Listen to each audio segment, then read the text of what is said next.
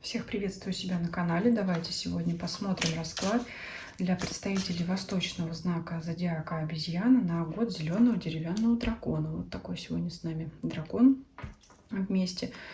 И мы у него спросим, у него и у карт Таро спросим, что ожидает вас в период с 10 февраля 2024 года по 28 января 2025 года, потому что год зеленого деревянного дракона приходится именно на этот период. Давайте посмотрим основное настроение месяца и по сферам жизни. 3 сферы жизни: работа, финансы и личная жизнь. При необходимости будем дополнять. Но это победить всех любой ценой. Добиться своей цели любой ценой. Вижу цель, не вижу препятствия. Вот это для вас будет основное. Это может быть еще как идти по головам. То есть добьюсь своей цели в любом случае. Но здесь, конечно, есть момент, когда вы этой цели добьетесь, вам уже может это или не захотеться. То есть, как правильно выразиться, вы можете остыть к этому итогу. Ну, либо в конце концов все-таки можете пожалеть тех людей, по чьим головам вы шли. Вот здесь есть такой момент, есть такой нюанс. Но если вам это не очень интересно, тогда могу сразу сказать, что цели свои вы в любом случае достигнете и по всем сферам жизни. Но будете идти напролом, так сказать, без оглядки на других, на окружающих и на их интересы. Давайте посмотрим работу. Новые начинания. Здесь вам выпадают новые проекты, новые какие-то задачи. Конечно, может быть трудоустройство на новую работу, может быть работа в совершенно новой для вас сфере.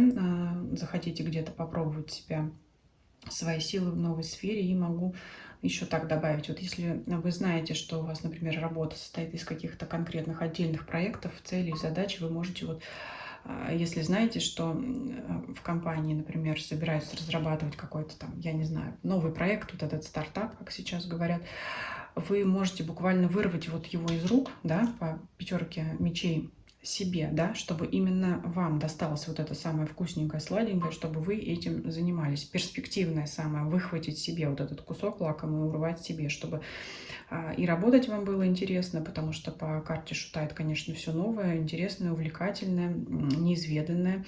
Это может быть действительно что-то связанное с современными технологиями, да, что-то, что сейчас вот только начинает получать развитие, и вы, видя перспективы этого и новшества какое-то, знаете, что это точно принесет результат, поэтому будете всеми силами драться именно за этот проект. Но в любом случае что-то себе вот оттяпать, грубо говоря, да, чтобы этим заниматься. И либо занять ту должность любыми методами, да, там, любыми интригами подковерными, любой борьбой, чтобы вы были этим, чтобы вы занимали эту должность, это новое место. В любом случае это урвать себе. Что-то новенькое, что-то интересненькое, что-то перспективное. Давайте посмотрим финансы. Королева жезлов. Ну, здесь, смотрите, здесь хороший капитал. Достаточно. Здесь я не вижу, знаете, как иногда можно протрактовать какой-то аркан, как какие-то траты, приятные или неприятные. Я здесь просто вижу хорошее финансовое состояние, и все-таки в связке с пятеркой мечей это нежелание делиться с кем-то. Ну, то есть я здесь, например, не вижу подарков от вас кому-то. То есть это либо, если вам предстоит какие-то траты, да, на праздники, на подарки, это будет по минимуму, потому что вы, опять же, по пятерке мечей в связке с картой королевы все захотите на себя, больше себе. То есть вот себе, пожалуйста, на себя я потрачу, но на других нет, как бы. Ну, то есть здесь вот другие вам, они, опять же, неинтересны. Могут у вас спросить в долг, вы можете отказать. Вот такие вот, знаете, ситуации. Нет там, да, для себе, пожалуйста, другим нет. Вот как-то больше на себя упор. Опять же, независимо, мужчина вы или женщина, вот это, значит, себе. Или я потрачу деньги на себя, любимую или любимого, либо я их для себя же любимого сохраню, но другим нет, другим не дам. Либо по минимуму, прям вот по минимуму, чтобы как бы там отношения не испортить и себе лучше сделать. Вот так. Ну да, несколько здесь эгоистично, конечно, пятерка мечей, она здесь дает свое. И давайте посмотрим, как же она повлияет на вашу личную жизнь. Ну, здесь смотрите, если вы будете вот так вот идти по головам, а точнее по голове своего партнера, то, скорее всего, он в обратную может пройтись по вашей голове, потому что он здесь не намерен с этим мириться. У вас тоже здесь позиция жесткая, и могут быть конфликты.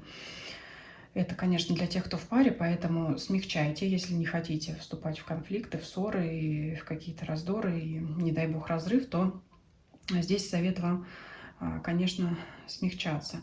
Если вы эту пару ищете, то тоже смотрите по своему поведению. Если вы будете слишком эгоистичны, то вряд ли вам удастся построить отношения, потому что всегда говорят, что отношения – это работа, именно и выстраивание их по кирпичику. Поэтому здесь, если вы будете слишком эгоистичны, то вряд ли, даже если будут новые знакомства, по тузу мечей оно возможно. Но если вы вот на первой же встрече будете, скажем так, заламывать руки и выставлять очень строго свои границы, то вряд ли эти отношения у вас построятся. Если и построятся, да, потому что это добиться цели любой ценой, можете познакомиться, можете вступить в новые отношения для тех, кто пару ищет. Но опять же, если будете себя вести таким образом, они у вас или быстро закончатся, или быстро разочаруют либо вас, либо вашего партнера. Поэтому здесь вот смягчайте градус вот этого пафоса своего,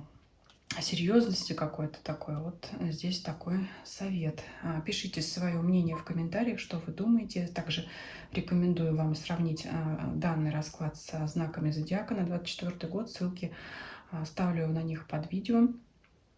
И всем спасибо за просмотр. Всем до свидания.